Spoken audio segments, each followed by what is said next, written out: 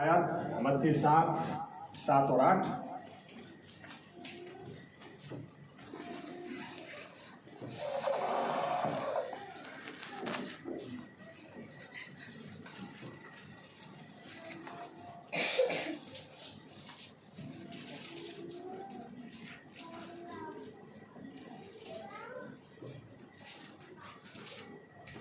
Yes, कोई पढ़े गुजराती में? मत्ती 7 और 8।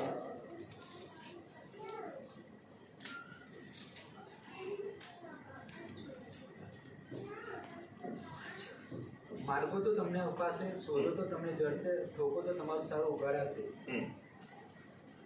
8वीं कलम।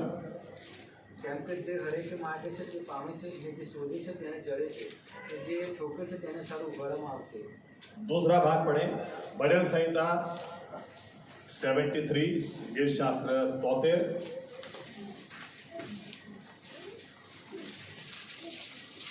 आखिरी 2 आयत 27 और 28।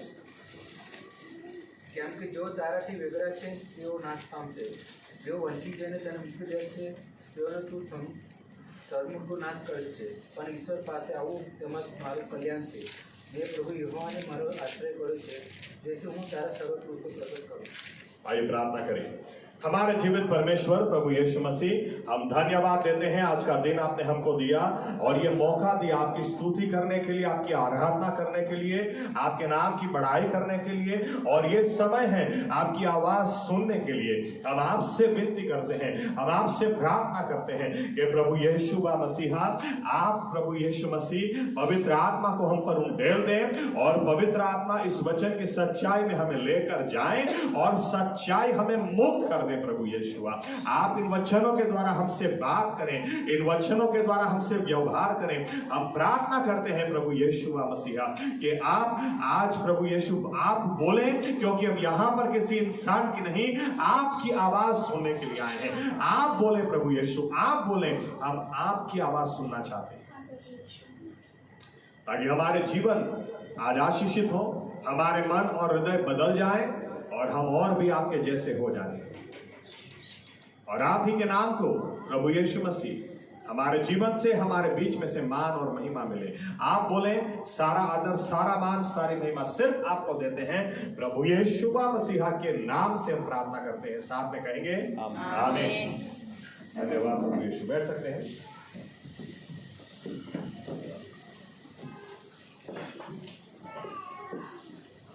Thank you Lord Yeshu. Hallelujah, hallelujah, hallelujah.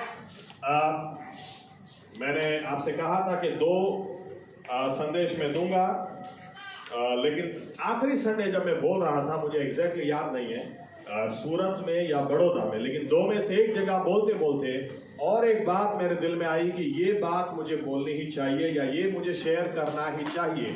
इसलिए आज का जो वचन है वो उस बात को ध्यान में रखकर मैं लाता हूं, लेकिन अल्लाह उसके पहले 2 बातें फिर से एक बार हम रिवाइज करना चाहते हैं। बाइबल कहती है परमेश्वर ने जो उसका वचन हमें दिया है, ये वचन हर वचन परखा हुआ है, हर तरीके से परखा हुआ है, और इस वचन पर जो भरोसा करता है ये वचन उसकी ढाल हो जाता है। हालेलुया। परमेश्वर ने जैसा वैसा वचन हमको नहीं दिया है। नीति वचन 30 और 5 हर वचन परखा हुआ है, हर वचन परखा हुआ है और खरा उतरा है, और इसलिए इस वचन पर जो खड़ा रहता है, बाइबल कहती है सदा काल के लिए वो खड़ा रहता है। आमीन।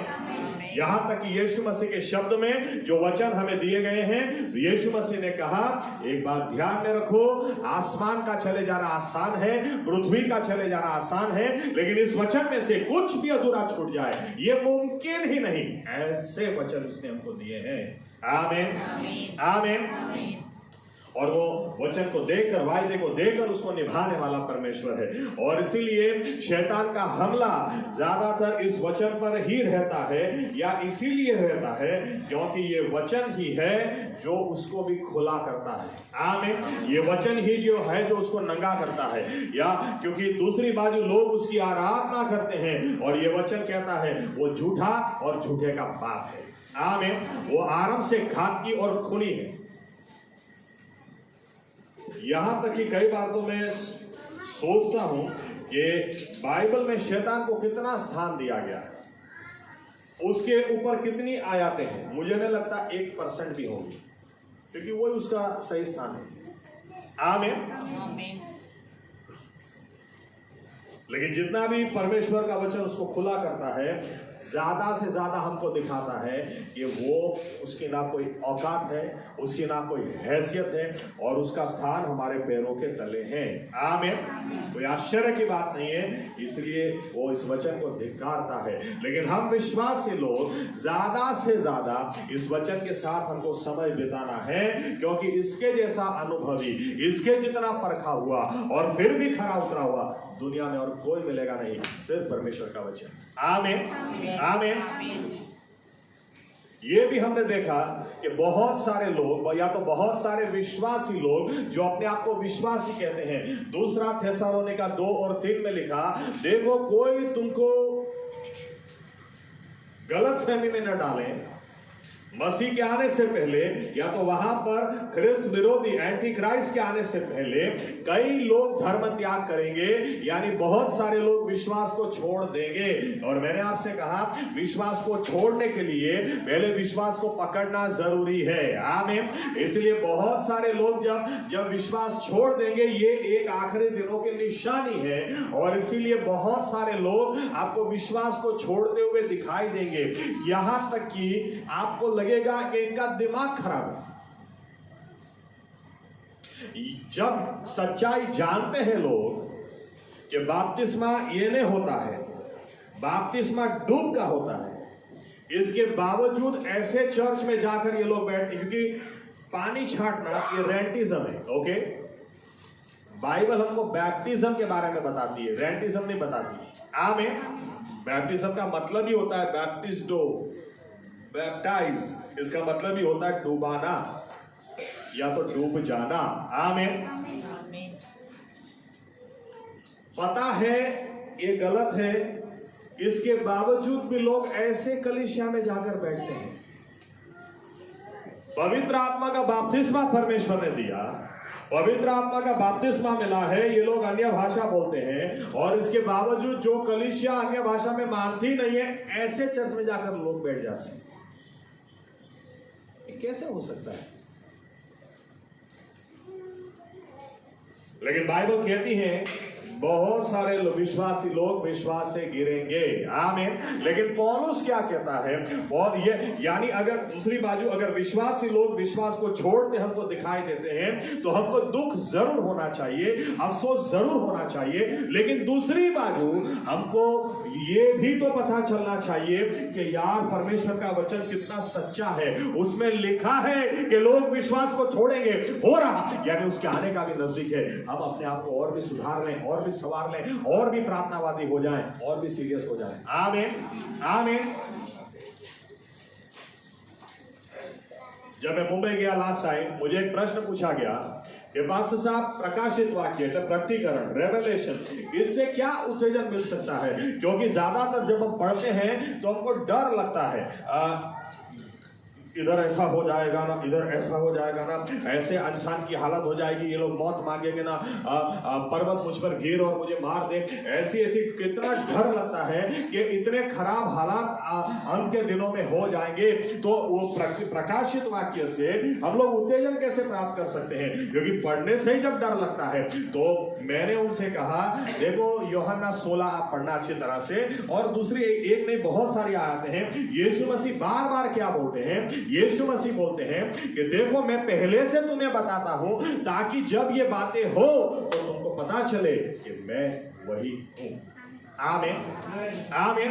यानी अगर जो बातें, इसके बाइबल अच्छी तरह से अगर हम पढ़ते हैं तो प्रकाशित वाक्य में जो लिखा गया, अगर ऐसी बातें हमारे आंखों के सामने हो रही है तो हमारी बैटरी तो और भी चार्ज होनी चाहिए। पढ़कर हमको डिम नहीं पड़ना है, अरे ये तो वही हो रहा है जो लिखा हुआ है। यानी ये परमेश्वर जिसके हाथ में हमने अपने जीवनों को रखा है, ये आरंभ से अंत जानता है, इसको पहले से पता है, पहले से पता है, तो इसने मेरे लिए कुछ ना कुछ व्यवस्था पहले से करके रखी है। इसीलिए आधे से मत रुक जाओ, पूरा देखो, तो आखिरी में आप जाओगे तो आखिरी में पता चलेगा ये गड़बड़ना, वो गड़बड़ना, ये कोपना, वो कोपना। इसे वहां पर बाइबल खत्म नहीं होता। बाइबल खत्म किधर होता पता है? और मेमना और उसकी कन्या सिंहासन पर बैठकर सदाकाल राज करेंगे। Hallelujah, hallelujah.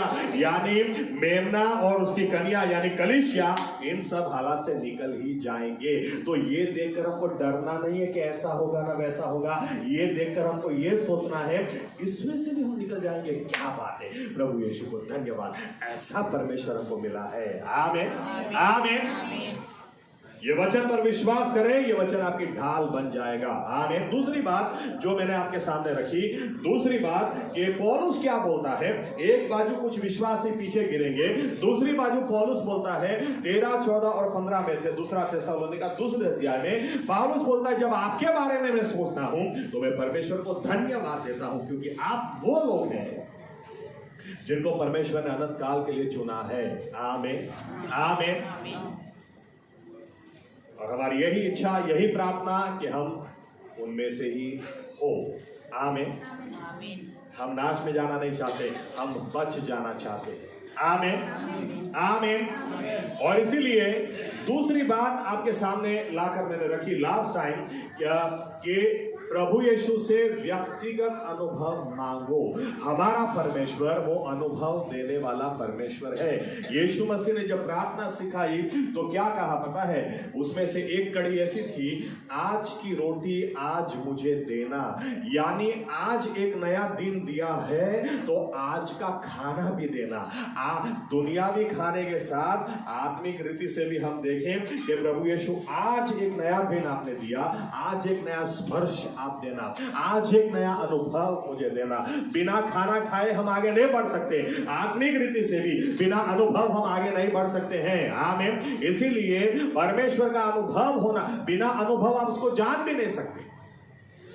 और बाइबल कहती है परमेश्वर को जानना यही अनंत जीवन है। आमीन। इसलिए मांगो।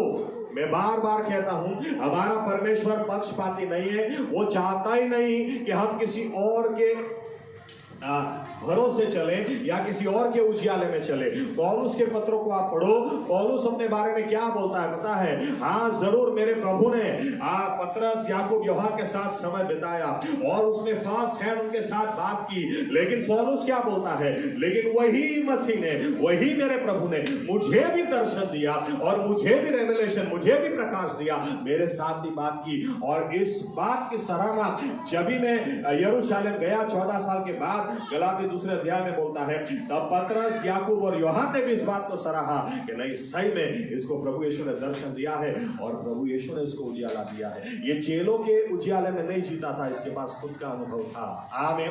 इब्राहिम, परमेश्वर की कभी मर्जी नहीं थी इब्राहिम, इसहाक और याकूब के अनुभव में उनके बच्चे जीते चले जाए। इसीलिए परमेश्वर ने यूसुफ को भी अलग अनुभव दिया, परमेश्वर ने मूसा को भी अलग अनुभव दिया। मूसा के बाद यहोशुआ को परमेश्वर बोल सकते थे कि मूसा का जितना अनुभव तूने किया वही अनुभव में जी, लेकिन परमेश्वर ने ऐसा नहीं कहा। ऊपर से परमेश्वर ने क्या कहा? जैसे मैं मूसा के साथ था वैसे ही मैं तेरे साथ रहूंगा। आमीन। परमेश्वर ने यहोशुआ को भी अनुभव दिया, एलिया, एलीशा को भी अनुभव दिया, परमेश्वर ने गिडियोन को भी अनुभव दिया। हर एक व्यक्ति को परमेश्वर ने अनुभव दिया।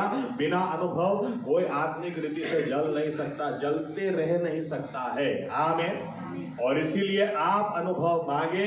पौलुस एक जगह यूं लिखता है, मुझे सभी ने छोड़ दिया। जब वो जेल में था लिखता है, मुझे सभी ने छोड़ दिया, लेकिन उस जेल में मेरा प्रभु मेरे साथ था।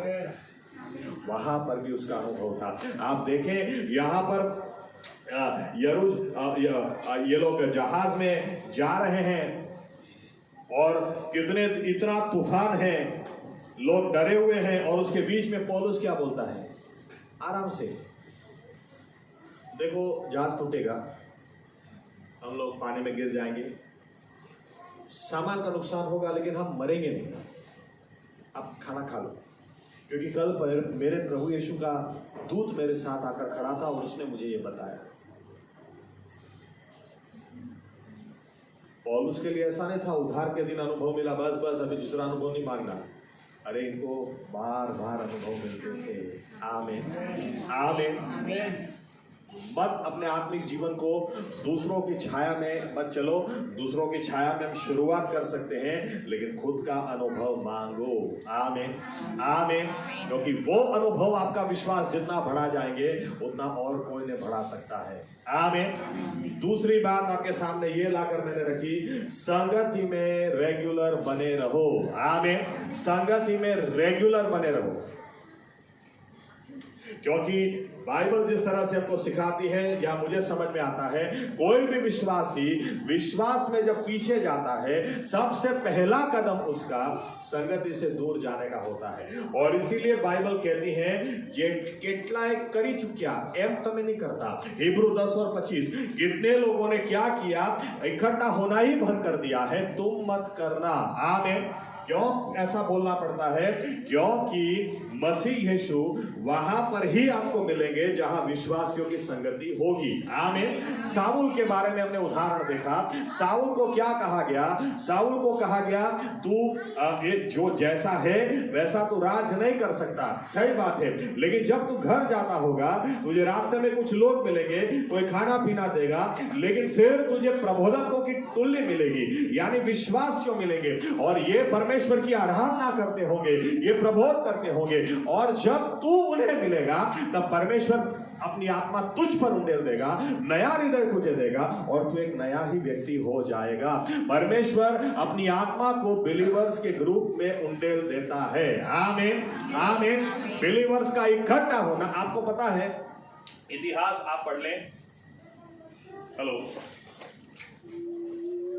Thank you Lord यीशुआ।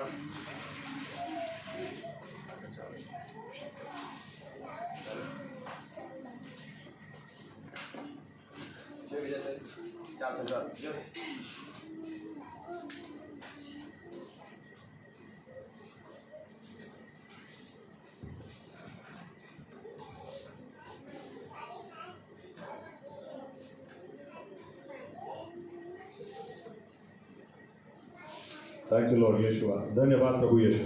आपको पता है कि अगर इतिहास हम पढ़ें, हिब्रू 10 और 25 में ऐसे ही नहीं लिख दिया, ऐसा लिखा हुआ है, कितने लोगों को जेल में डाल दिया गया था संगति में से पकड़ पकड़ के, कितने लोगों को, कितने घरों को सीज कर लिया, घर इनको जब्त कर लिए गए थे, कितनी सारी मुश्किलें लोगों ने सामना किया था। इसके बाद पौलुस लिखता है फिर भी इकट्ठा होना कभी बंद नहीं करना।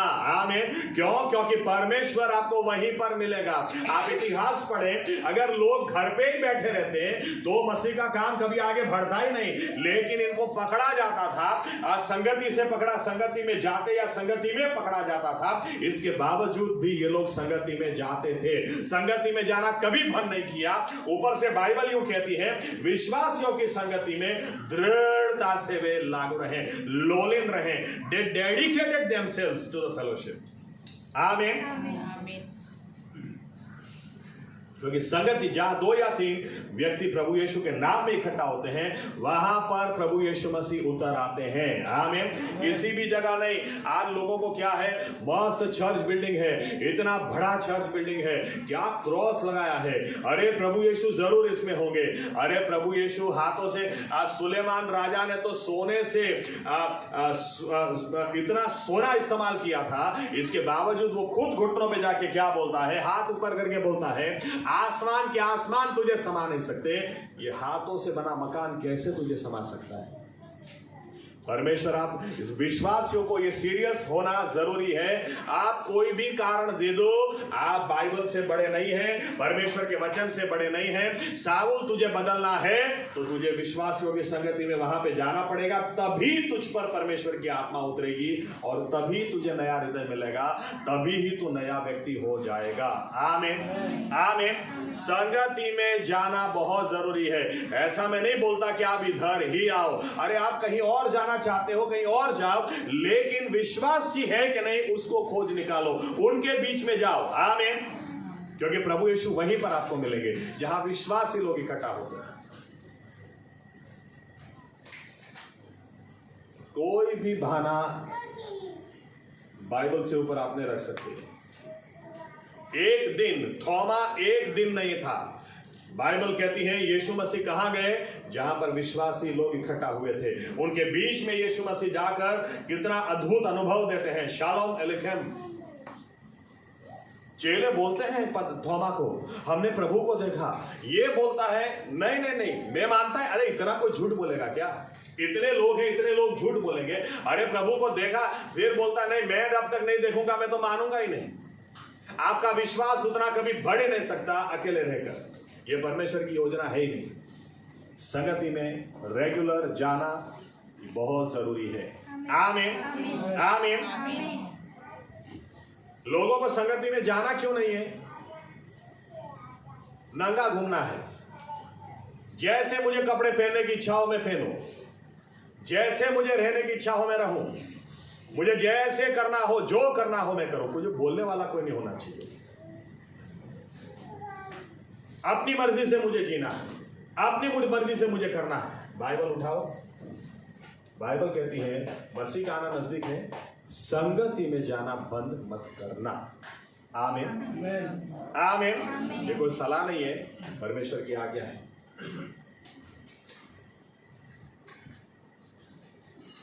और ऐसा लिखा ऊपर से, जैसे जैसे वो नजदीक आए वैसे वैसे और इकट्ठा हो जाए। आमीन। ज्यादातर क्या होता है, हम लोग संडे इकट्ठा होते हैं, उसके बीच में भी आप लोग इकट्ठा हो सकते हैं। आमीन। चर्च छूटने के बाद ऐसे घर में मत भाग जाओ, एक दूसरे से बात करो, एक दूसरे से पहचान करो। चलो कभी हम आपके घर आते हैं, कभी आप उनको भी आपके घर बुलाओ, पहचान करो, एक दूसरे की गवाहियां जानो, एक दूसरे के साथ थोड़ा समय बिताओ, एक दूसरे के लिए प्रार्थना करो। आमीन आमीन। क्योंकि जहां विश्वासी, ऐसा चर्च की बात नहीं है, दो विश्वासी भी अगर इकट्ठा होते हैं कहीं, वहां पर परमेश्वर की उपस्थिति होती है। आमीन आमीन। इकट्ठा होने को सीरियसली, और बाइबल कहती है ज्यादा इकट्ठा हो। जैसे मसीह यीशु का समय आना नजदीक है वैसे ज्यादा इकट्ठा हो। आमीन।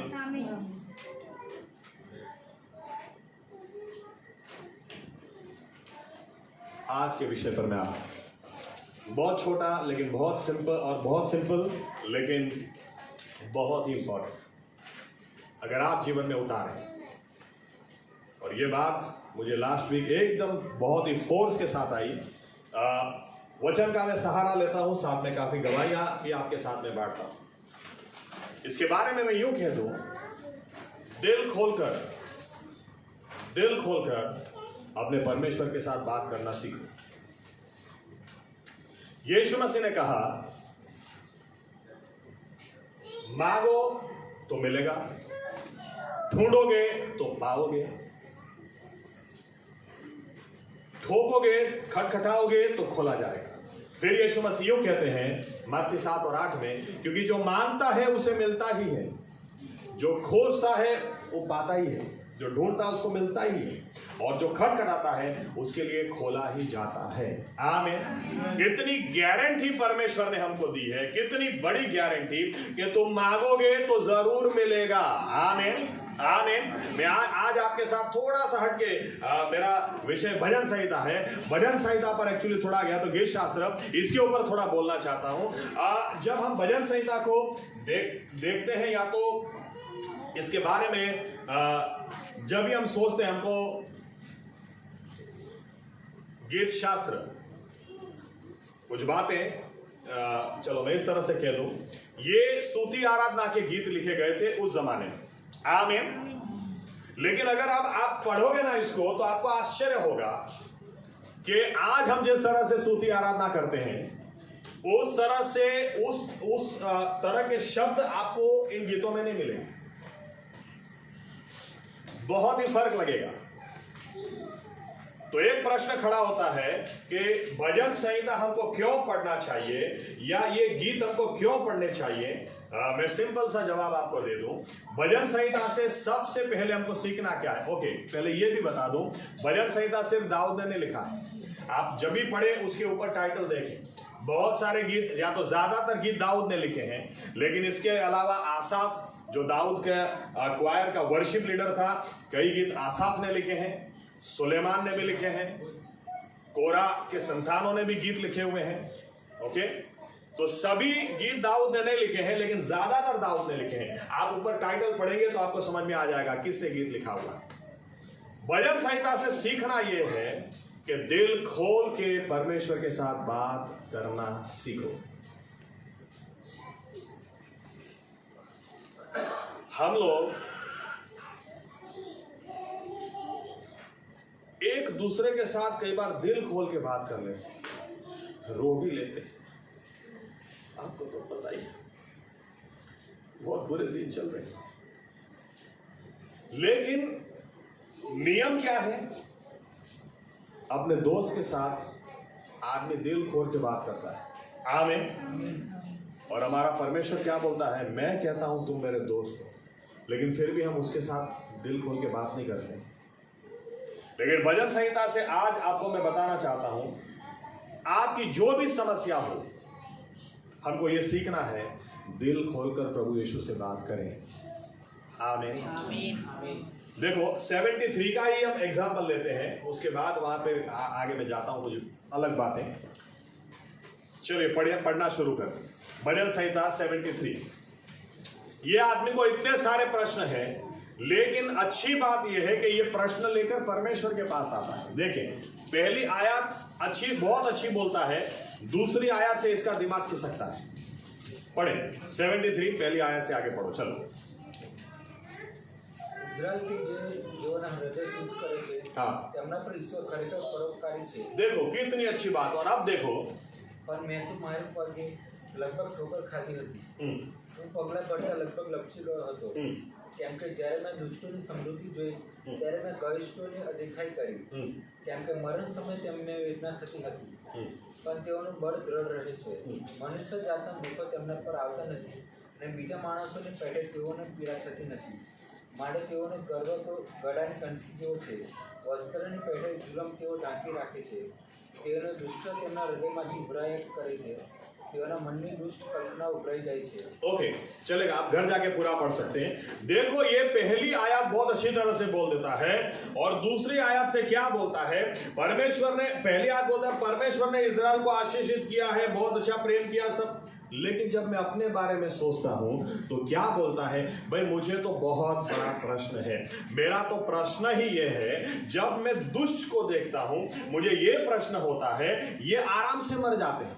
दुनिया में इतना उल्टा पुल्टा काम इन्होंने किया, ये आराम से मर जाते हैं, इनको मरते समय कोई दुख या पीड़ा भी नहीं होती है। और ये क्या बोलता है? न्यायी व्यक्ति है, वो सहन करता है। क्यों ऐसा होता है? यहां तक कि बोलता है दुष्ट व्यक्ति वो वृद्धि पाता है, और न्यायी व्यक्ति वो पीड़ा में रहता है। यहां तक कि बोल देता है, ये देखकर मुझे ईर्ष्या होती है, मैंने अदेखाई थाई छे। यहां तक बोल देता है कि ये व्यक्तियों का बुरा कुछ होता ही नहीं है, तो ये लोग परमेश्वर के सामने भी मुका दिखाते हैं, ये लोग गर्विष्ठ हो जाते हैं, और कभी इनका गर्व टूटता भी नहीं है। क्या कर रहा है? लेकिन इसके दिल में जो समस्या है, दिल खोल के परमेश्वर से बात कर रहा है। आमीन। आमीन। ये दूसरों को नहीं बता रहा है जाकर कि क्यों ऐसा होता है, क्यों ऐसा होता है, ये परमेश्वर के साथ बात कर रहा है। आमीन। और जब दिल खोलकर आप परमेश्वर से बात करते ना, तो देखो अभी पढ़ो 16, 17 और 18। 16, 17 और 18। આ સમજવા માટે જ્યારે મેં વિચાર કર્યો ત્યારે એ વાત મને કષ્ટમય લાગી। ત્યાં સુધી કે મેં જે ઈશ્વરના પવિત્ર સ્થાનમાં જઈને તેઓનો અંત ધ્યાનમાં લીધો, ખરેખર તું તેઓને લપસાની જગામાં જ મૂકે છે, તું તેઓનો વિનાશ કરે છે, તેઓ એક ક્ષણમાં તેઓ નષ્ટ થાય છે, તેઓ દાગથી છેક નાશ પામેલા છે। देखो अब क्या बोलता है? 15 आयत तक इसका लिस्ट चलता है। मुझे ये समझ में नहीं आता, मुझे वो समझ में नहीं आता। दुष्ट व्यक्ति ये न्यायी व्यक्ति का ही बुरा होता है, न्यायी व्यक्ति रोता है, न्यायी व्यक्ति सहन करता है, दुष्ट व्यक्ति आगे बढ़ता है, ये वो। फिर क्या बोलता है 16 में बोलता है, इस बात को मैं समझना चाह रहा था, लेकिन इस बात को समझना भी मेरे लिए पीड़ादायक था कि क्यों दूसरे लोग, या तो अन्यायी लोग, दुष्ट लोग क्यों प्रगति पाते, ये लोग क्यों आगे बढ़ते, ये लोग क्यों ऑडी में घूमते, ये लोग क्यों बीएमडब्ल्यू BMW में घूमते हैं, इनके क्यों मुझे रहने के लिए एक झोपड़ी का ठिकाना नहीं, ये लोग 3-3 बंगले लेकर बैठे हैं। और मौत भी जब आती है दुनिया को उल्लू बनाते हैं, लाख रिश्वत लेते हैं, धाक धमकी से पैसा इकट्ठा करते हैं, इसके बावजूद मौत भी इनको आती है तो आसान मौत आ जाती है। कई लोग बोलते हैं, और आपने दुनिया में देखा भी होगा, अनुभव किया भी होगा, तो मैं उसको ऐड कर देता हूं, लिखा नहीं ला, लेकिन ये यहां पर ऐसा भी लिख सकता है कि प्रभु मैंने तो कभी पान पड़ी की खाई भी नहीं, कभी सिगरेट फूका भी नहीं, मुझे कैसे कैंसर हो गया। और वो जो पड़ी की खा करता उसको कुछ नहीं होता है, आज जो सिगरेट फूक करता उसको कैंसर होता ही नहीं है, मुझे कैसे कैंसर हो गया। आपको पता होगा ऐसा होता है, आमीन। ऐसा नहीं पड़ी की खाने से होता है, कई लोग जिंदगी में पड़ी की हाथ नहीं लगाते उनको भी कैंसर हो जाता है। तो ये आदमी अपने इसको भी बहुत सारे प्रश्न है, यहां तक कि बहुत सीधा परमेश्वर को बोलता है, मुझे ईर्ष्या होती है, मुझे अदेखाई होती है, क्यों ऐसे लोग आगे बढ़ते हैं और क्यों हम जहां पर हो वहीं पर। और फिर बोलता है, इसको समझना मैं चाह रहा था, ये समझ भी मेरे लिए पीड़ादायक, इट वाज पेन। लेकिन फिर 17 में क्या बोलता है, लेकिन जिस दिन या जिस समय मैं परमेश्वर की हजूरी में गया तब मुझे समझ में आया, बोलता है। जब उसके पास में गया, इन सभी बातों को लेकर जब गया तब मुझे समझ में आया। और 18 में क्या लिखा है, तब मुझे समझ में आया ये लोगों की आशीष नहीं है। गुजराती में लिखी हुई लपसणी ऐसे लिखा है, ये लोग तो फूल भीड़ से नाश में जा रहे हैं। अब मुझे समझ में आया जब परमेश्वर की हजूरी में मैं गया। आमीन। मेरा कहने का मतलब है, कितनी दिल खोल के बात करता है। हमको कई बार क्या सिखाया गया पता है, नहीं परमेश्वर से दिल खोल के ऐसे बात नहीं करनी। अरे हम दिल खोल के बात नहीं करेंगे ना तो भी वो जानता ही हमारे दिल में क्या है। आमीन। अगर हमारे दिल में विश्वास नहीं है और हम हालेलुया प्रेज द लॉर्ड दिखाने की कोशिश, अरे वो जानता ही है कि नाटक कर रहा है। आमीन। इससे अच्छा दिल खोलकर बात करना अच्छा कि प्रभु यीशुआ, पता नहीं 1 साल पहले जो मेरा विश्वास था आज कहीं हिल क्या लगता है, आज मुझे एक और अनुभव दे दो, मेरा विश्वास पहले जैसा नहीं रहा है, मैं आप में और विश्वास करना चाहता हूं, मैं आप में और बढ़ना चाहता हूं। दिल खोल के बात करो। आमीन। आमीन। ये बोलता है, जब मैं परमेश्वर की हजूरी में गया तब मुझे समझ में आया, तब मुझे समझ में आया ये जो सब आशीष दिख रही है, ये आशीष है ही नहीं, ये तो फूल स्पीड में बिना सोचे सीधा ही नाश में जा रहे हैं। आमीन। और फिर आगे बोलते बोलते फिर क्या बोलता है, देखो 25, તારા વિના આકાશનો માર્ગ જો કોણ છે અને પૃથ્વીનો માર્ગ જો કોઈ પ્રિય નથી। देखो अभी क्या बोलता है, अभी जब परमेश्वर की हजूरी में गया तो वहां पर उसको समझ मिली, वहां पर उसको बुद्धि मिली, वहां पर उसके जो भी प्रश्न थे उसके जवाब उसको मिले। फिर ये जवाब में क्या बोलता है, प्रभु आसमान में तेरे सिवाय और कौन मेरा है, और इस पृथ्वी पर तुझसे ज्यादा मुझे प्रिय और कौन है। आमीन। आमीन। कब ऐसा अनुभव व्यक्ति को मिल सकता है, जब वो दिल खोल के परमेश्वर से बात करे। आमीन। आमीन। मेरा कहने का मतलब ये है, बाइबल का परमेश्वर ये अनुभव देने वाला परमेश्वर है, इससे दिल खोल के बात करना आप शुरू कर दो। ये परमेश्वर खुद यशा 1 और 18 में बोलता है, आओ अपने वाद विवाद करिए, यानी इसको अच्छा लगता है, ये खुद सामने से बोलता है, आओ अपने बैसिए, बोल तो तेरे दिल में क्या आ रहा है, तू बता रहे, मैं भी बताता हूं, अरे तू बोल ना। दिल खोल के बात करना सीखो। आमीन। फिर आखिरी 2 आयत जो हमने शुरू में पढ़ी फिर से पढ़ते हैं, इसको क्या समझ आ गई। अब देखो 27 और 28, जो ताराથી વેગળા છે તેઓ નાશ પામશે। अब इसको समझ में आ गया कि प्रभु यीशु परमेश्वर तुझसे जो दूर जाता है वो नाश हो जाता है। आमीन। आगे, જેઓ વંચિત જને તેને મૂકી દે છે તેઓનો તું સર્વમુખો નાશ કરે છે। हाँ, પણ ઈશ્વર પાસે આવવું તે મારું કલ્યાણ છે। अब मुझे समझ में आ गया, ईश्वर पास से आवो, परमेश्वर के पास आना मेरा कल्याण है। यहीं पर से मुझे हिम्मत मिलती, यहीं पर से मुझे विश्वास मिलता, यहीं पर से मेरा विश्वास बढ़ता है, उसके पास आना ही मेरा कल्याण है। आमीन। यानी विश्वासी को समझ, ये क्यों बोल रहा हूं, क्योंकि होता क्या है, विश्वासी लोग जब समस्या आती है, जब प्रश्न खड़े होते हैं, तब ये लोग विश्वास छोड़ देते हैं, तब ये लोग संगति छोड़ देते हैं, तब ये लोग पीछे हट कर देते हैं। जबकि वही समय है, आप आपके प्रश्न लेकर बंद कर दो, रूम दरवाजे बंद कर दो, घुटनों पे चले जाओ, वचन को लेकर बैठो और कहो, प्रभु आज मेरे दिल में बहुत प्रश्न है, क्यों ये हुआ, क्यों ये हुआ, इतनी प्रार्थना करने के बाद भी जवाब क्यों नहीं मिला, इतने उपवास किए क्यों, अरे उसको जाकर मिलो, उसके साथ बात करो, वो ऐसा जवाब देगा कि दाऊद के शब्द में, शांत पानी के पास वो मुझे ले जाता है लेकिन उत्तेजन देकर बाहर निकालता है। आमीन। He restores my soul, मेरे आत्मा को ताजगी से भर देता। दूसरों के पास जाने से कुछ नहीं मिलेगा, इधर उधर करने से कुछ नहीं मिलेगा। परमेश्वर खुद बोलता, आओ ना अपने बैठते, उसके पास जाओ। आमीन। दिल खोल के बात करो, प्रभु यीशु मैं इतनी प्रयत्न करता हूँ, क्यों सफलता नहीं मिलती, मैं इतनी कोशिश करता हूँ, दूसरे आगे बढ़ते, मैं क्यों नहीं बढ़ता। अरे उसके साथ बात करो, दिल खोल के बात करो। रोना आए तो रो भी लो, लेकिन उसके साथ बात करो। आमीन। आमीन।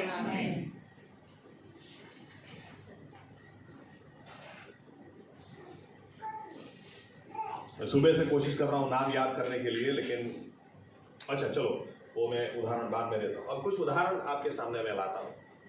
अब याद रखना कि जैसे मैंने कहा कि सभी आयतें आपको नहीं दिखाता, बहुत लंबा हो जाएगा, लेकिन आप भजन संहिता आप पढ़ेंगे ना तो पढ़ना, जैसे उदाहरण के तौर पर 35वां अध्याय आप पढ़ें। अब ये गीत थे, हम ट्रांसलेशन पढ़ते हैं इसलिए काव्य के स्वरूप में हम नहीं पढ़ते, लेकिन ये गीत है, गाने के हैं। आमीन। आप घर जाके पढ़ना, दाऊद क्या बोलता है। दाऊद बोलता है कि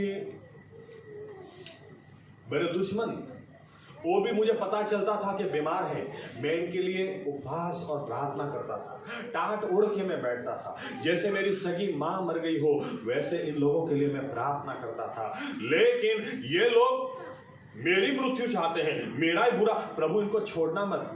ये गाना का था, मेरी मां मर गई ऐसे में प्रार्थना करता था, ये राग के साथ गाने का था, ये कैसे गा सकती, लेकिन प्रभु उसको छोड़ना मत, दिखा देना। हाँ? अब ये गीत है, लेकिन कहने का मतलब, और ऐसा ही नहीं, फिर ये लोग दूसरों को सिखाते थे। क्वायर भी क्यों किया था दाऊद ने खड़ा, चलो वो गीत सिखाओ, मैंने तुमको सिखाया, सिखाओ, सबको साथ में मिलकर गाने का। आज हमारे पास पूरा प्रकाश है, इसलिए हमारी स्तुति आराधना काफी अलग तरह की है, लेकिन भजन संहिता से आज भी ये प्रकाश हमको लेना है कि परमेश्वर के साथ दिल खोल के बात करो। आमीन। आमीन। आमीन। दाऊद कितना अच्छा गीत लिखता है, बता, भजन संहिता 139 139 इतना अच्छा गीत लिखता है। शुरू से बोलता है, मेरा उठना बैठना तू जानता है, अंधेरा भी मुझसे तू छुपा नहीं सकता है, अभी कोई ख्याल आने वाला हो उसके पहले तू जानता है, तूने मुझे भय के साथ आश्चर्य के साथ रचना की है। ये गाना था, गाना है। फिर गाते गाते गाते 13-14 आयत में भी इतनी मस्त बात बोल देता है, गाते गाते कि समंदर के किनारे जो रेत हैं उतने तो तेरे मेरे लिए ख्याल हैं। और ये बोलते फिर एकदम इसका दिमाग जाता है, बोलता है लेकिन प्रभु कौन है जो तुझसे प्यार नहीं करता, वो मेरा दुश्मन है, उसको मैं छोड़ूंगा नहीं। फिर बाद में बोलता है, प्रभु मेरे दिल को जांचना और कुछ गड़बड़ी है तो मुझे ठीक करना। ये गीत था, गाना था। आपको भी प्रार्थना में कई बार होता होगा ना, ओह हालेलुया, प्रभु आपने मुझे उद्धार दिया, अरे लेकिन प्रभु उसने जो मेरे साथ किया ना, अरे कहाँ ध्यान मेरा भटका।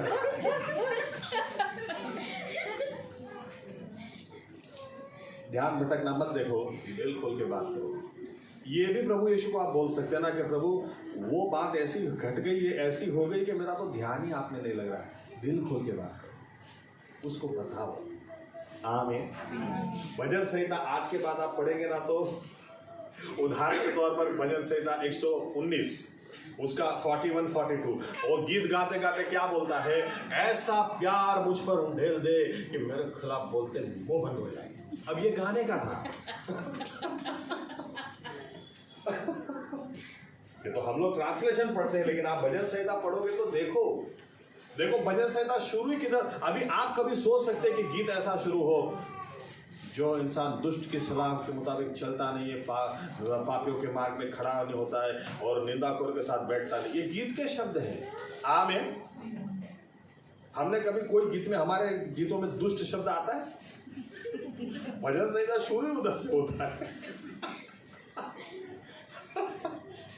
तो भजन संहिता से ये हमको सीखना है, दिल खोल के परमेश्वर के साथ बात करो। आप नहीं भी करेंगे ना तो वो जानता है। आमीन। दिल खोल के बात करो उसके साथ, आपके दिल में जो भी चलता है उसको बताओ। आमीन। ओके, कुछ उदाहरण के द्वारा, मैंने जैसे कहा कुछ गवाहियां मैं आपको देना चाहता हूं। विलियम ब्रैनहम, ओके, ये गवाही में जाए उसके पहले यीशु मसीह का भी एक उदाहरण देख लेते। चलिए आइए पढ़ते हैं लूका 22, 23 और 24। लूका 22, 23 और 24।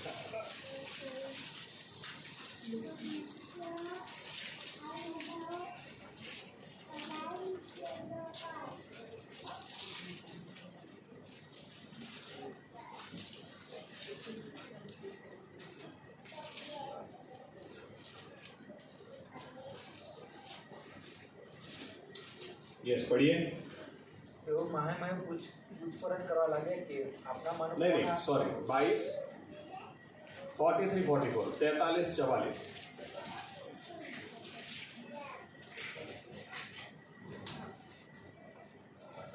આકાશમાંથી એક દૂત તેને બળ આપવા દેખાયો. તેને કષ્ટ સાથે વિશેષ આગ્રહથી પ્રાર્થના કરી અને તેનો પરસો ભોય પર કરાયો વિનંતી પર જેવો થયો. ओके, 43 एक कलम ऊपर। 43. हाँ, एक कलम ऊपर। हे बाप, જો તારી ઈચ્છા હોય તો આ પ્યાલો મારાથી દૂર કરો, તો પણ મારી ઈચ્છા પ્રમાણે નહીં પણ તારી ઈચ્છા પ્રમાણે થાવ. ओके, अभी साइंस जो हमको बताती है उस मुताबिक यीशु मसीह ओके, और एक आयत देखते हैं। मार्क 14, 32, 33, 34।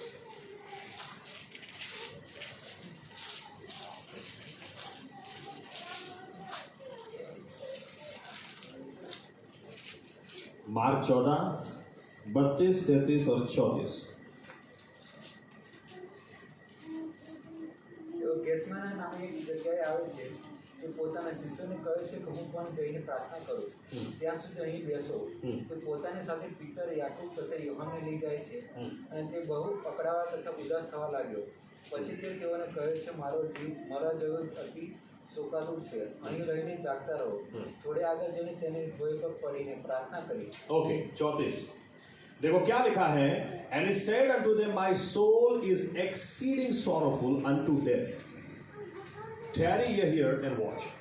यीशु मसीह क्या बोलते हैं यहां पर, इस हालत, अभी इस समय मेरी हालत ऐसी है जैसे अभी ही मैं मर जाऊंगा। I am sorrowful unto death। यहां पर लूका में हमने क्या पढ़ा कि यीशु मसीह का पसीना भी खून के समान उस समय बाहर आता था।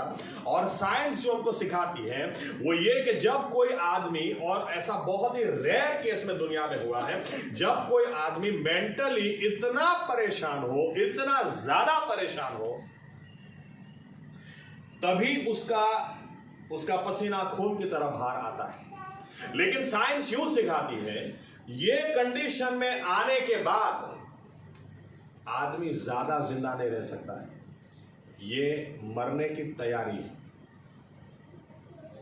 यानी एक बाजू जब आपका पसीना, आपको पता है खून बाहर आना शुरू हो गया, यीशु मसीह इसलिए क्या बोलते हैं, जैसे अभी मैं मर जाऊंगा ऐसा मुझे लगता है। मार्क 14, 34। लेकिन यीशु मसीह ने इस बात को भी क्या किया, दिल खोल के परमेश्वर से बात की, हो सके तो इस प्याले को हटा, नहीं तो तेरी मर्जी, हो सके तो इस पार से उस पार मुझे ले जा, नहीं तो तेरी मर्जी। 3 घंटे तक प्रार्थना की। दिल खोल के बात करो। आमीन, आमीन। जब यीशु मसीह को क्रूस पर लगाना, ये परमेश्वर ने उनको छोड़ दिया तो चुप नहीं रहे, बोले जो लग रहा था, बोला, दिल खोल के बोले, मेरे पिता तूने क्यों मुझे छोड़ दिया। आमीन। दिल खोल के बात करना सीखो, परमेश्वर के साथ दिल खोल के बात करो। आमीन। कुछ उदाहरण में मिले जाता हूं। विलियम ब्रैनम बहुत ही अद्भुत और बहुत ही महान सेवक थे, इनके बारे में जरूर पढ़ना चाहिए। लेकिन उनके मिनिस्ट्री के आखिरी दिनों में कुछ गड़बड़ी उन्होंने कर डाली। इसकी वजह से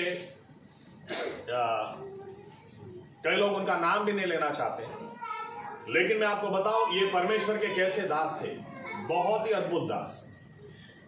ऐसा बोलते हैं इनके बारे में कि जब ये बच्चा पैदा हुआ, माँ बाप ने अस्पताल से इनको घर में लाकर रखा, और जब घर में लाकर रखा, बाजू में खिड़की थी, जब इनको जैसे ही रखा, खिड़की में से एक बादल आया, इनके ऊपर थोड़ी देर रुका और चला गया। और माँ बाप एक दूसरे को देखने लगे, ये क्या है, ये कौन सा बच्चा है।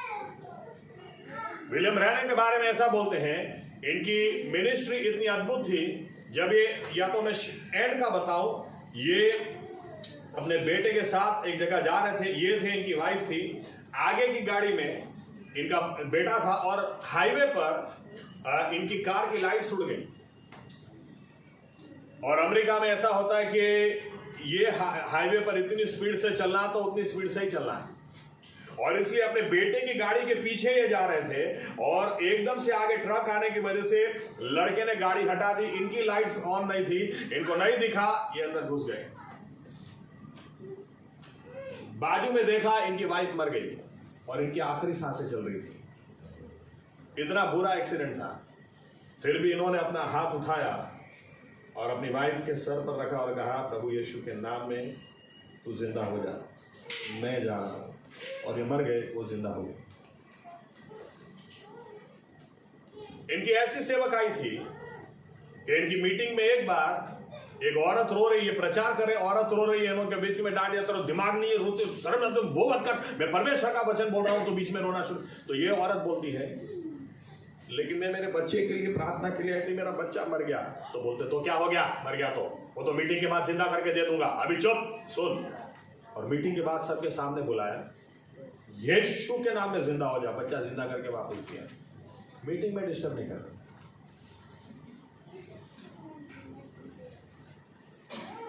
मैं काफी नाम पता नहीं भूल रहा हूं, लेकिन पाकिस्तान में एक दादी है, यू रिमेंबर,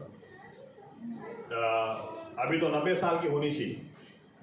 ये पाकिस्तान में हर साल प्रचार करने जाती हैं, और जब ये प्रचार करने जाती हैं तो कम से कम 2.5 से 3 लाख लेडीज इकट्ठा हो जाती हैं हर साल इनकी मीटिंग में। और ये एकमात्र ऐसी लेडीज हैं, इतिहास में बोलते हैं, कि जिन्होंने मस्जिद में जाकर जब नमाज पढ़ने लोग आए थे, वहां पर जाकर प्रचार किया, और वहां पर यीशु मसीह को लोगों ने ग्रहण किया, और वहां पर इन्होंने प्रार्थना की, वहां पवित्र आत्मा से भरे अन्य भाषा में बोले। लेकिन ये अपनी गवाही में यूं बोलती है, क्योंकि उस जमाने में बहुत जल्दी शादी हो जाती थी, डॉक्टर ने इनको बोला था आपको बच्चा नहीं होगा। लेकिन विलियम ब्रैनम स्टेज पर जाकर ही सब करते थे, ऐसा नहीं है।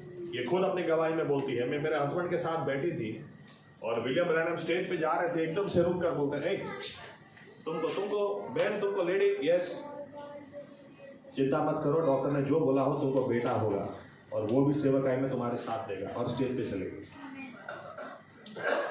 ये अपनी गवाही में बोलती है। 25 साल की उम्र तब थी, डॉक्टर ने मना किया था। मैंने पकड़ के रखा कि मैंने जो सुना है ये ईश्वर की आवाज है, परमेश्वर के दास, अब इंसान की आवाज नहीं है, ईश्वर की आवाज है। 35 साल की उम्र में 10 साल के बाद बच्चा हुआ, और आज वो बच्चा भी पास्टर है। एनीवे, विलियम ब्रैनम की सेवकाई ऐसी थी, उनके साथ आप उनके यूट्यूब पर, सॉरी, गूगल में उनके फोटोग्राफ्स ढूंढोगे तो उनके सर के ऊपर एक हेलो, एक चमक रहती थी। 2 साल 1951 और 52, अगर मैं गलती नहीं कर रहा हूं, 2 साल अमेरिका की FBI इनके पीछे लगी रही है। आदमी जादू टोना करता है, ये वो, कुछ पकड़ नहीं पाए। 2 साल के बाद इनको बोलना पड़ा, समझ में नहीं आ रहा क्या है। विलियम ब्रैनम बोलते थे, अरे कुछ मत करो भाई, परमेश्वर का दूत मेरे साथ खड़ा रहता है। ये जब बाइबल पढ़ते थे तो बाइबल पढ़ते पढ़ते भी कई बार, सुनना, ये क्या समझ में नहीं आ रहा, तो दूत उनको बता, ओके, थैंक यू, ओके। इनके साथ ये जहां भी जाते थे दूध जाता था। एक बार इन्होंने बैप्टिज्म का प्रोग्राम रखा था, अब मैं भूल रहा हूं 3000 थे या 5000 बैप्टिज्म उन्होंने दी। हजारों लोग थे, और उस समय आसमान में से सभी लोगों ने आवाज सुनी, ये मेरा चहेता बेटा है, इसका सुनना। विलियम ब्रैनम की ऐसी मिनिस्ट्री कैसे हुई? जब ये साउथ अफ्रीका गए, आज भी साउथ अफ्रीका शहर मुझे जानना, आई थिंक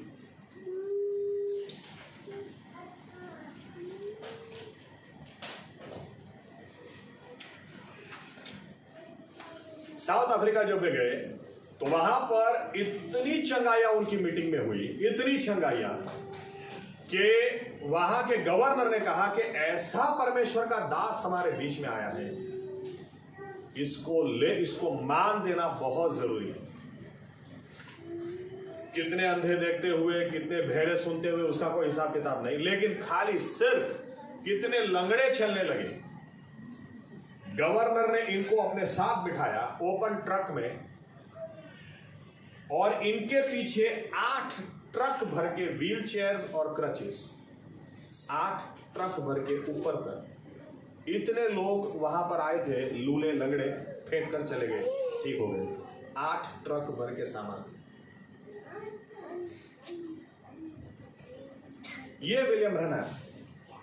एक समय था जब मानते थे बीमारों के लिए प्रार्थना करनी नहीं होती है, परमेश्वर की मर्जी हो तो बीमार होता आदमी, परमेश्वर की मर्जी हो तो मर जाता है।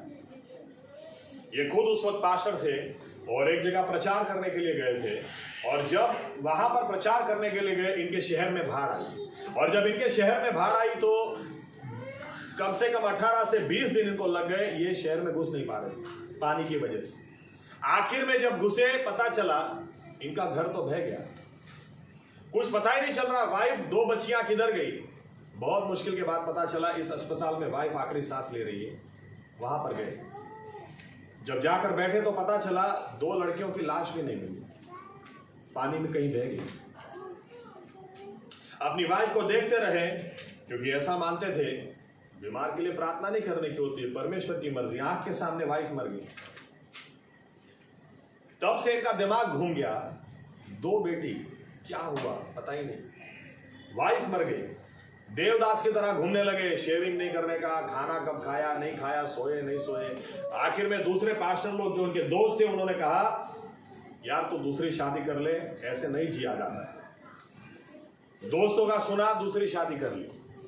शादी की, उसके बावजूद ये अपनी वाइफ के साथ बैठते थे, फिर भी खोए रहते थे, खो जाते थे। 5 साल इनकी शादी के हो गए। आखिर में एक दिन कंटाल गए, इन्होंने कहा, अपनी वाइफ से कहा, देख मैं तो मर मर के जी रहा हूं, ये कोई जीना नहीं। अपने कंपाउंड में वो जो छोटा सा कमरा है, मैं मेरी बाइबल अब लेके उधर जाता हूं।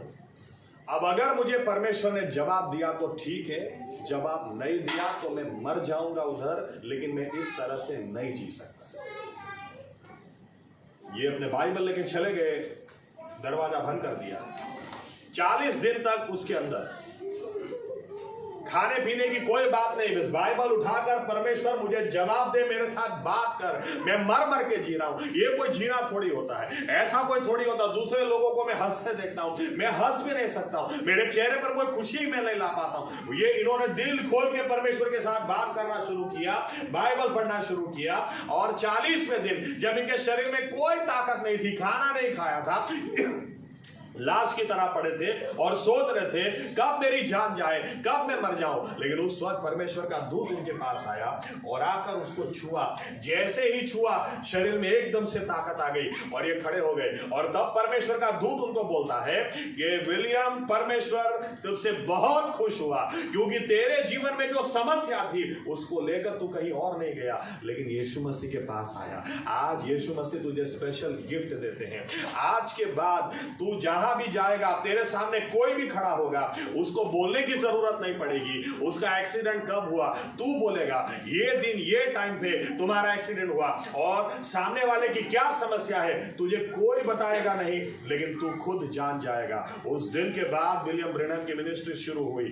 वो सामने से व्हील चेयर में कोई आता था, ये बोलता था ये दिन ये समय इतने बजे तुम्हारा एक्सीडेंट हुआ, तब से तुम व्हील चेयर में हो, 10 साल क्यों ना हो गए, कल आज और युगानु युग मेरा यीशु वैसा का वैसा है, उठ यीशु के नाम से, और व्यक्ति खड़े हो जाते हैं।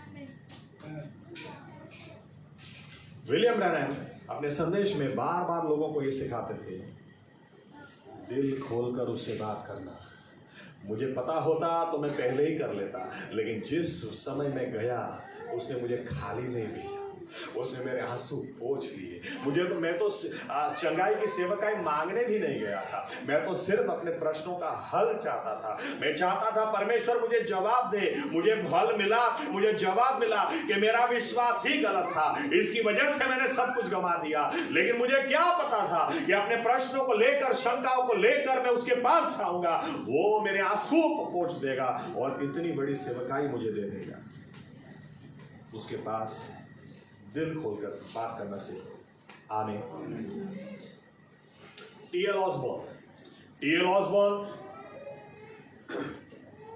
बहुत ही बड़ा नाम, बताता हूं किस तरह से, लेकिन आप इतिहास भी थोड़ा पढ़ना रखो। आमीन। सैमसंग का कौन सा नया फोन आ रहा है और आईफोन कौन सा नया लॉन्च करे, इससे आपको कोई फर्क पड़ने वाला नहीं। आमीन। टी.एल. ऑसबॉर्न, उस समय आपको कैंसर है, प्रार्थना होती थी, व्हील चेयर के खड़ा होना प्रार्थना होती थी, व्यक्तिगत प्रार्थना होती थी। टी.एल. ऑसबॉर्न को इसलिए जाना जाता है, ये इस तरह से सेवकाई करते थे, कैंसर पेशेंट इधर आ जाओ, लूले लंगड़े इधर आ जाओ, अंधे इधर आ जाओ, और फिर बोलते थे जितने कैंसर पेशेंट है यीशु के नाम में कैंसर दूर, सब ठीक हो जाए। व्हील चेयर से सब खड़े हो जाते थे। लेकिन ये शुरू में ऐसा नहीं था। ये अब और उनकी पत्नी इंडिया आए, ये सोचकर ये परमेश्वर ने हमको भारत का दर्शन दिया है और अब इंडिया को हिला देंगे। ये इंडिया आए, साउथ इंडिया में 7 या 8 साल रहे, एक व्यक्ति को मसीह में नहीं ला पाए, एक व्यक्ति को नहीं। आखिर में निराश होकर वापस चले गए। सोचा मिनिस्ट्री करनी नहीं है, परमेश्वर चाहता ही नहीं अपना इस्तेमाल करना, छोड़ो। अपने किसी चर्च में जाएंगे, बैठेंगे, सुनेंगे, खत्म बात। कोई प्रार्थना नहीं करनी, किसी को सुसमाचार नहीं देना, कुछ नहीं करना। लेकिन जब वापस गए, एक दोस्त ने बताया बाजू के शहर में विलियम ब्रैनम आए और उनकी मीटिंग से। तो टी.एल. ऑसबॉर्न और उनकी वाइफ ने कहा चलो, आपने तो सोचा ही अपने को कोई मिनिस्ट्री नहीं करनी, अपने दूसरों को सुनेंगे, विलियम ब्रैनम को सुनने जाते। और ये दोनों गए और उस दिन विलियम ब्रैनम ने अपनी गवाही दी और विलियम ब्रैनम ने कहा क्या तुम्हारी समस्या है, अरे परमेश्वर के पास उसको लेकर आओ। ये दोनों एक दूसरे को देखने लगे, यार कितनी सही बात बोल रहे हैं।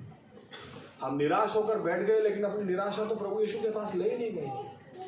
हमने उसके साथ तो दिल खोल के बात की नहीं, हमने तो तय कर लिया कि हमारे लिए सेवकाई नहीं है, लेकिन उसके पास तो हम गए ही नहीं। दोनों जन खड़े हो गए और दोनों जन एक दूसरे को बोलते हैं 1 साल तक हम यीशु मसीह के अलावा किसी से बात नहीं करेंगे।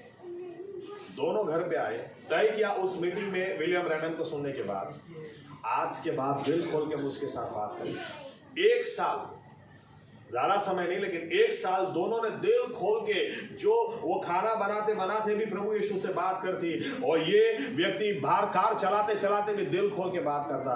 परिणाम ये आया, 1 साल के बाद दोनों जन सो रहे थे, एकदम से वाइफ उठ गई, देखा तो रूम में इतनी लाइट है, सामने यीशु मसीह खड़े। इसने हस्बैंड को देखा, हस्बैंड एकदम उठ गया। टी.एल. ऑसबॉर्न ने भी देखा। टी.एल. ऑसबॉर्न को लगा मुझे यीशु दिखाई दे रहे हैं, इसको नहीं दिखाई दे रहे होंगे। इनको लगा कि मुझे दिखाई दे रहे हैं, इसको नहीं दिखाई दे रहे होंगे। टी.एल. ऑसबॉर्न ने कहा तुझे पता है मेरा प्रभु, अपना प्रभु इस रूम में है। तो वो बोलती है मुझे तो कब से दिखाई दे रहे, तो लेटे क्यों, खड़े हो जाओ। दोनों जन खड़े हो गए और यीशु मसीह के आगे झुक गए। यीशु मसीह ने कहा तुम जो सेवकाई करना चाहते थे, आज से वो शुरू होगी, क्योंकि तुम अपनी समस्याओं को लेकर कहीं और नहीं गए, मेरे पास आए, मैंने तुम्हारा सुना है और आज के बाद मैं तुम्हारा इस्तेमाल करूंगा और लोग चंगे होंगे। वहां से चंगाई की मिनिस्ट्री शुरू हुई। और टी.एल. ऑसबॉर्न आज भी बोलते हैं मास हीलिंग में नंबर 1। अभी तो जिंदा भी नहीं। क्या आपकी समस्या, दिल खोल के उसके साथ बात करना सब शुरू करो। आमीन। दूसरों को मत बताओ मैं तो कंठाल गया हूं, मैं तो ये समस्या ना वो, अरे यीशु मसीह के पास जाओ। आमीन। जॉयल ऑस्टीन ज्यादातर सब लोग जानते हैं क्योंकि हिंदी में डब मैसेजेस उनके आते हैं, लेकिन मैं उनके पापा की बात करता हूं, जॉन ऑस्टीन। इनके बारे में लिखा गया, इनके बारे में गवाही ये है, जॉन ऑस्टिन ये बैप्टिस्ट पास्टर थे, डूब का बपतिस्मा मानते थे, पवित्र आत्मा में नहीं मानते थे। इनकी लड़की, उसको सेरेब्रल पॉल्सी हो गया। इनके 3 बच्चे थे, 2 बेटे 1 बेटी। ये बड़े बड़े पास्टरों के पीछे पड़ जाते थे और उनको अपने घर में बुलाते थे, मेरी बेटी के लिए प्रार्थना करो। सेरेब्रल पॉल्सी यानी दिमाग का लकवा। अब दिमाग में लकवा हो गया यानी शरीर पूरा लकवा। और पास्टर लोग आकर इनके घर में क्या बोलते थे, सेवक लोग आकर, अरे यार, जो प्रभु की इच्छा, जो प्रभु की मर्जी। कुछ लोग तो ऐसा भी बोलते थे, देख इस पीड़ा के साथ तू सेवकाई कर, परमेश्वर बहुत खुश होगा और बहुत तेरा इस्तेमाल करेगा। और जॉन ऑस्टिन अकेले में रोते थे, अरे मैं अपनी बेटी को कैसे इस हालात में देख के सेवकाई करूं, मेरी बेटी है, वो लाश की तरह पड़ी रहती है, मेरी बेटी को ऐसे देखकर मैं कैसे चुपचाप रहूं। चलो उस सेवक को बुलाता हूं, उस सेवक को बुलाता हूं। कुछ नहीं। आखिर में एक दिन उन्होंने अपनी वाइफ को बोला, मैं ऐसे जिंदा नहीं रह सकता, मैं ऐसे सेवकाई नहीं कर सकता, मेरी बेटी को इस हालत में देखकर क्या मैं खड़ा होकर लोगों को बताऊं, जिंदा परमेश्वर है मेरा, सर्वशक्तिमान परमेश्वर है, मुझसे नहीं होगा। इन्होंने अपने, उनका स्टडी रूम था, उस रूम में चले गए, रूम बंद कर दिया। 30 दिन तक लगातार वे बाइबल पढ़ते रहे, परमेश्वर के आगे, प्रभु यीशु के आगे रोते रहे और बार बार, प्रभु क्यों ऐसा, क्यों ऐसा, क्यों ऐसा। आखिर में 30वें दिन, या तो अगर मेरी गलती नहीं हो तो, गलती हो रही हो तो शायद 27वें दिन, एग्जैक्टली मुझे याद नहीं रहा, इनको पता चला कि प्रभु यीशु ने कहा था, जब पवित्र आत्मा तुझ पर उतरेगी तब तू सामर्थ पाएगा। अरे पवित्र आत्मा में तो मैं मान ही नहीं रहा, उस अनुभव में तो मैं मान ही नहीं रहा। और इन्होंने घुटनों पर जाकर कहा कि ये रहा मैं, उंडेल तेरी आत्मा मुझ पर उंडेल दे प्रभु। और प्रभु यीशु ने पवित्र आत्मा उंडेल दी। और 30वें दिन वो अन्य भाषा में बोलते बोलते दरवाजा खोल के बाहर आए, सीधा अपनी बेटी के पास गए, हाथ पकड़ा और कहा, यीशु नासरी के नाम से चंगी हो जा, उठ। और बेटी उठ गई। और आज जॉयल ऑस्टिन जब बोलते हैं, उनकी बहन आगे बैठती, उनकी मम्मी के साथ, डोडी ऑस्टिन।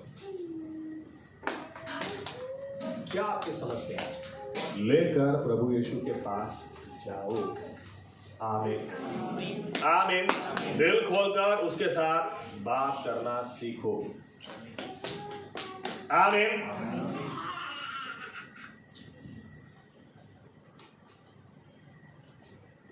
सीरियस हो जाए हम इस बात को लेकर। गारंटी ये आदमी, भजन संहिता 73, ये आदमी ईर्ष्या को लेकर, कितनी सारी ऐसी बातों को लेकर परमेश्वर के पास गया, लेकिन परिणाम क्या आया? ये बोलता है, जब तेरे पास में आया, जब तेरी हजूरी में मैं आया, तब मुझे उजाला मिला, तब मुझे समझ में आया। आमीन। आप उसके पास जाओ, दिल खोल कर बात करो।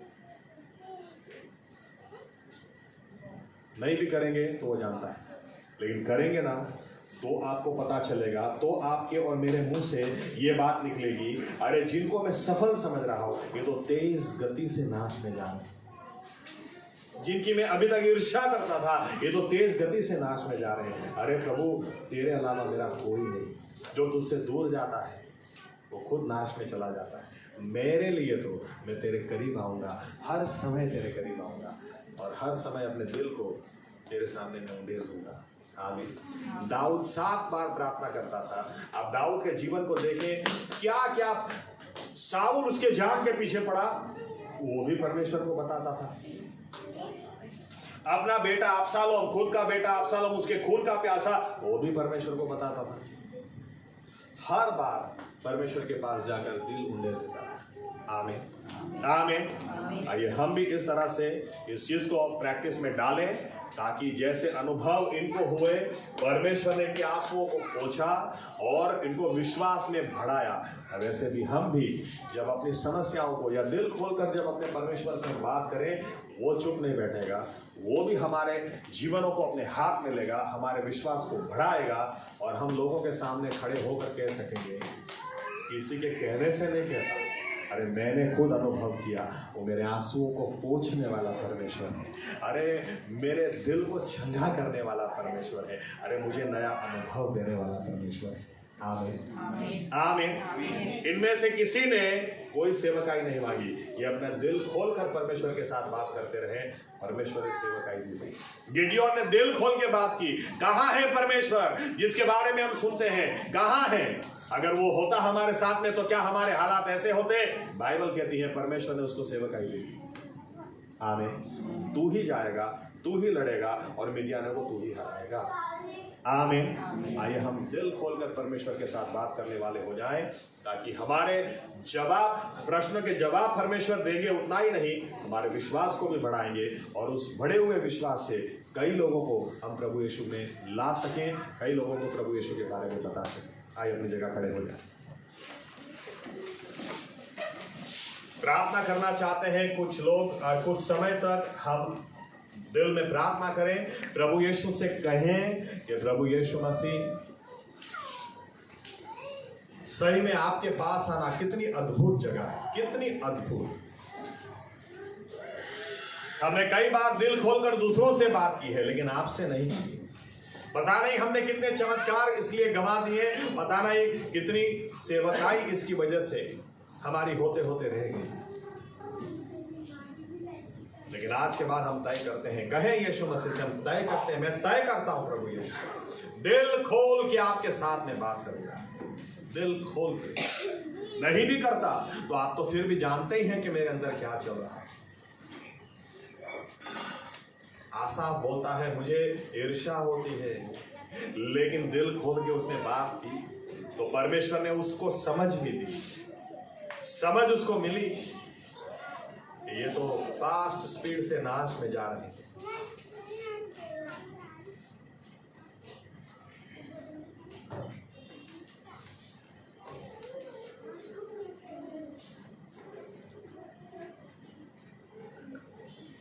कुछ लोग विश्वास को छोड़ दें, बाइबल कहती है छोड़ देंगे। हो सकता है उसमें से कुछ लोग ऐसे भी हो जिन्होंने समस्याओं की वजह से, प्रश्न होने की वजह से प्रभु यीशु को छोड़ दिया।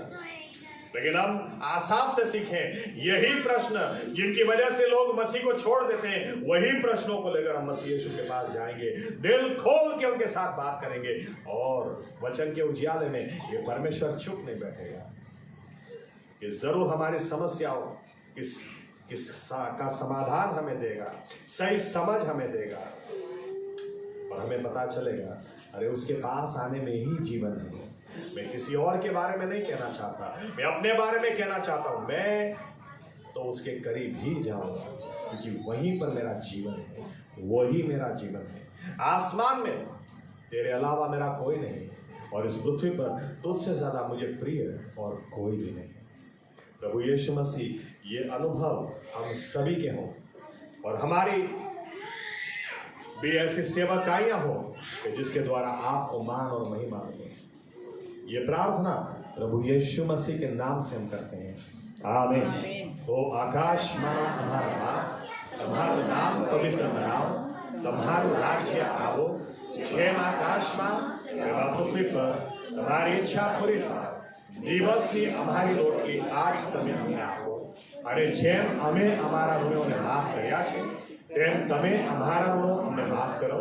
અમને પરીક્ષણમાં ન લાવો પણ ભૂલાઈથી અમારો છૂટકો કરો, જેમ કે રાજ્ય તથા પરાક્રમ તથા મહિમા સર્વકાળ સુધી તમારા છે, આમીન।